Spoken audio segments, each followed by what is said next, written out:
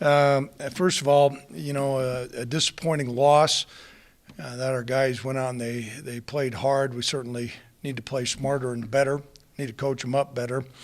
I think Fresno State's an excellent football team. There was a reason why they were, rated in the top 25. Obviously, the big factor that we've got to control and get our arms wrapped around is our turnovers. It's very difficult to win a game when you turn the ball over 5 times, and we didn't get any. And so those things need to be addressed. Some of it you can credit Fresno State's defense. I thought they played aggressively, were well positioned. But certainly we need to take care of the football better, both within the fumbles and then the interceptions. And so that's unacceptable as far as that goes. And it's also, we've got to start getting the ball back and getting more takeaways. And our defensive guys know that. We have an aggressive defense. When we defeated some good teams, and I think if you look at the record, I think you'll see that Northern Illinois is a pretty good football team right now, and Ball State's playing better in both of those games. We had a significant impact in the turnovers. And along with that, Montana State is playing well also. And so, it's one game. It's a disappointing game. We've got to certainly improve. I think offensively, the proof's in the pudding there. When you don't score any points at all and you really don't threaten, you got to take a hard critical look and saying, what are we doing? And so as a coaching staff, including myself, we're evaluating personnel and we're evaluating scheme. I think it's important that we tweak some things. I think it's disruptive at times to change everything, but we are taking a hard look at where we're at because I think we've been deficient there. And so, this week we're going to evaluate the quarterback position, and whoever we feel like at the end of the week gives us the best chance to win is going to be the guy that's going to go out and start the game. But we need to improve at that position. I will put some things in some, context, though. I think many times quarterbacks get too much credit when things go well, and they get too much blame when things don't go right. I also want to put it in this context, too, is that those guys that are out there playing, whether it's Sean or Levi, are working extremely hard. They're doing everything they can to win for the Cowboys. And I understand the passion of our fan base and things like that. But I also recognize that these guys are college students. They're not playing professional football, or they also don't have a $1 million NIL deal. And so I'm going to support them. I want you guys to know that. We certainly need to play better, and those guys recognize that. But there's a whole host of things we need to do better. We need to maintain the line of scrimmage and finish off blocks better. Our receivers need to catch some balls that were certainly catchable, and our backs need to find some good creases. Over on defense, I thought by and large we played fairly well, though. That was a prolific offense. That quarterback has gone into the game completing 70% of his passes. I don't think he was close to that. We were disappointed we didn't come up with some takeaways, but holding them to 17 points I think is within the goalpost. If you said at the beginning, can you do that and win the game, I would have said, we would have a reasonable chance. That didn't come about, but a lot of times, games come out in different fashions. Sometimes, it means you got to score 50 points. Sometimes it means you got to score 7. The fact were the Cowboys lost. We're disappointed. I also know that we have an opportunity to go 1-0. Transitioning over to the Lobos here, they've had a couple different quarterbacks that played. Wilson has played quite a bit. They started a freshman last week against Colorado State, Montesi. So who we get, we don't know. There is slight differences within their offense, but not dramatic differences there. Number 22, Dumas, is their leading rusher, but they have several backs who carry the football. They've got the tight end is number 87 is the leading receiver. They've gotten the ball to him, but they play several tight ends, and they have a whole host of wide receivers. Over on defense, this is somewhat of a personal thing for me. Rocky Long and I have enjoyed a deep friendship through many, many years at many different schools. He enjoys a great reputation. Love the fact that he has chosen to stay in college coaching, going back to his alma mater and being a defensive coordinator, which by and large, is what he said he wanted to do the whole time. When we had great games at San Diego State, he goes, I'm going to be honest with you, I enjoy being a defensive coordinator a lot more than being a head coach. And so, that's what he's doing. But he's a great guy. You know what? Danny Gonzalez is an excellent choice to be their head coach. He's a former player there. But what they do on defense is a unique defense. And for us on defense, we establish ourselves as a gap control defense. There are times certainly we penetrate, but their defense is a gap cancellation defense where they have a lot of guys that cause all kinds of disruption.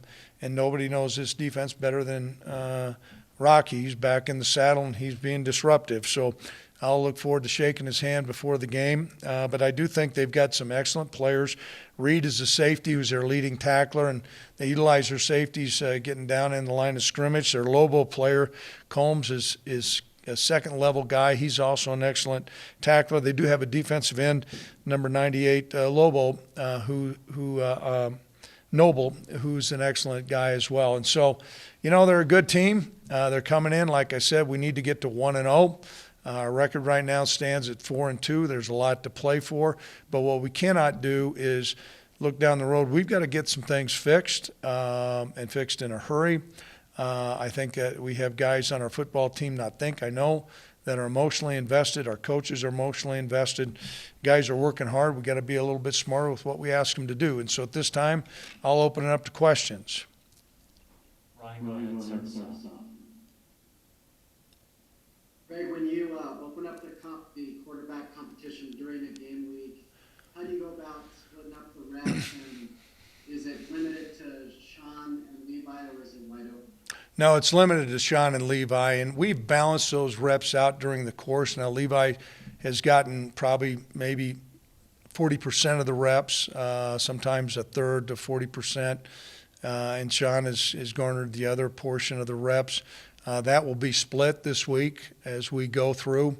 We'll put them under situations that we think are going to be somewhat game-like situations. However, you can't go out and, scrimmage. You need to make sure we're set and ready to go. We're getting pretty deep into the season. But we've taken a critical look. But during this whole time, Ryan, we've looked at a lot of things with completion percentage and things like that. There's a lot of decisions that go into making a decision who your starter is or when to insert another player.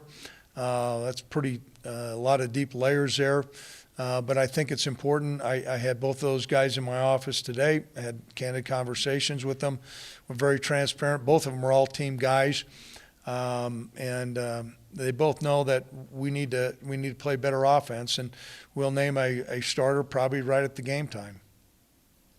Josh, Hey, Coach, aside from the quarterback position on the offense, is there anything else that y'all are taking a hard look at, whether schematically or maybe looking at getting some different guys involved?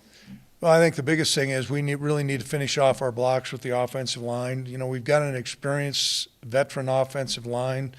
With that, though, there needs to be maybe an increased level of detail to when you engage and block a guy and you're blocking the right guy, that you finish that block off. And that many times is the difference between a 3-yard gain and an 8-yard gain. And way too many times during the course of this game, we were in third down and long. And so that group has got to take a hard look at what we're doing. We're also going to look at where we need to place the ball. And we need to emphasize the things that we can do well. And we also need to recognize that this New Mexico defense is a stingy defense. And so we've got to be able to kind of go through and surgically look at what things we can design that emphasizes our best ability to move the ball down the field and score some points.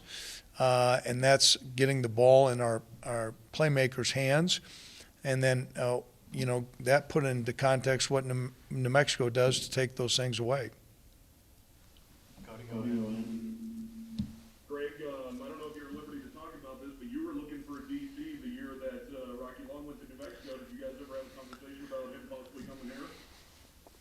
No, you know what? That happened so doggone fast. I know he was at San Diego, and the next thing I know, I heard he went up to talk to Syracuse with Dino, who's a friend of mine, and then next thing you know, he's down there back in New Mexico. I can tell you this: it would be like this. Rocky and I we have the same passion for defensive football, but it's 180 degrees difference. It'd be like water and oil. I mean, he and we're great friends. I think if you hired us on the same staff, we'd be throwing cussing lines at one another and ruining our friendship. So we're better just keeping where we're at. Ryan, go ahead. Craig, on some teams, when you have one side of the ball playing lights out, the other struggling, you can kind of worry about maybe a divided locker room. It seemed like Garrett Kroll put that to rest the other night and said this is the closest team he's ever been a part of. He's been a part of a lot of them. How would you kind of describe your leadership and just the chemistry you guys have? Ryan, that's a really insightful question because as you go through, and we've talked about the team unity, and you win as a team and you lose as a team. I think a lot of those guys, that comes back to some bedrock character. Our players recognize that we're pulling for each other. And, when you start getting fractions of a divided football team, whether it be subgroups, whether the receivers don't think you're not passing the ball well enough, or the defense is mad at the offense, or you're mad at the place kicker, you really get a fractured locker room. And, this league will challenge us with everything we have. It's important. It's imperative that we're unified. It does not surprise me, the feedback you've gotten from Garrett. I think you'd find that if you ask a great number of our players, that's what you'd have. And, at no time did I hear any grumblings or pointing during the course of this game. When we kept turning the ball over, our defensive guys ran out, just picked up their helmets and ran out there and played. But it was the same feeling that we had when we were having a hard time stopping Northern Illinois. Our offensive guys were not, being critical. They were like, we just got to go score another touchdown. And so they've been a really good group to coach. They've been a fun group to coach. I think we have good team chemistry, and I know we do.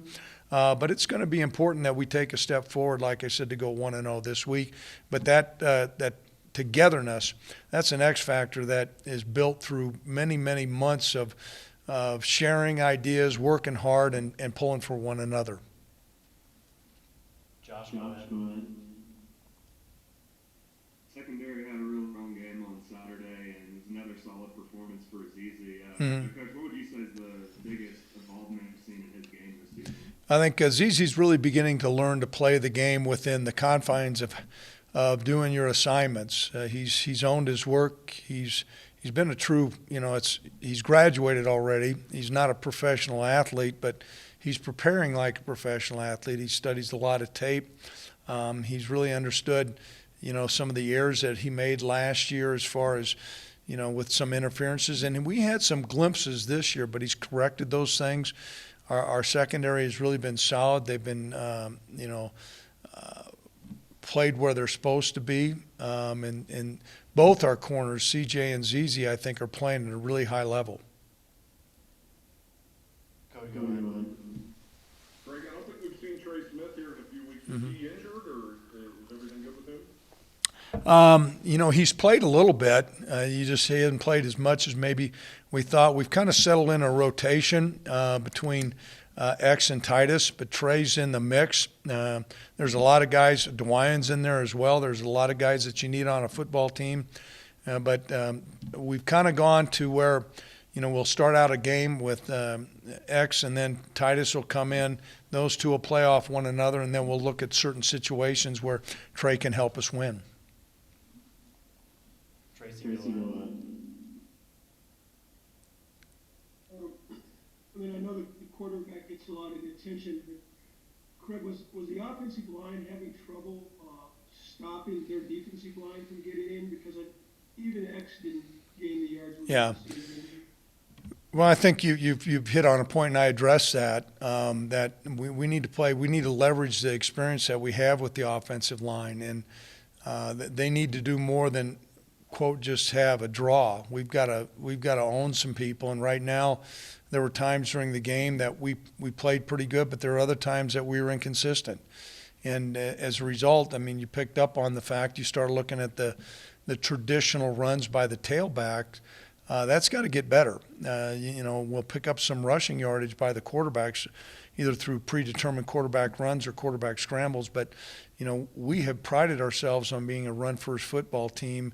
And to do that, you got to start up front, whether it be the tight ends, the fullbacks, and then specifically the offensive line. So I was talking about, collectively, that goose egg that we threw up there, that's just, the quarterback gets a lot of attention. And that's just the nature of the position.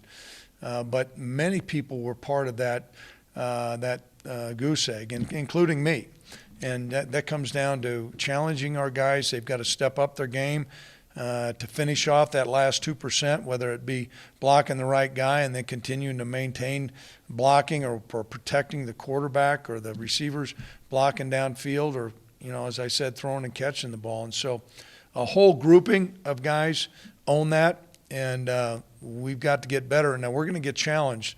I'm sure Rocky. He spent 5 years here. He's got a great understanding of Wyoming, and he's going to do his part to come up with a great scheme, and we're going to have to match it and best it. Ryan, go ahead. Greg, New Mexico's offense has really been struggling, and I know Terry Wilson was out last game. They played a couple other guys. What are you expecting from that side of the ball? Certainly Wilson is a guy who enjoyed a great national reputation. He had put up some great numbers while he was at Kentucky. He's an older, seasoned veteran guy, graduated. I know he'd done really well in the classroom. And, he did not play last week. I know he had some upper body issues. I have not heard where they're at with him. When they went with Montesi was a freshman, and he's an athletic guy. I don't think their offense changed dramatically, Ryan, but there are little nuances, and so we're going to play who's ever out there. We certainly hope that Wilson is able to come back, in due time when he's healthy, because I think he's an excellent player. Tracy, go ahead. You're good? Yeah. You got any more questions? Any more questions of anybody? Okay, appreciate all the questions and the attention. Go Pokes, we got a big game. It's homecoming. It'll be in the afternoon. We had a great crowd this last week, and we're in hopes we'll have a better crowd this week. Thank you.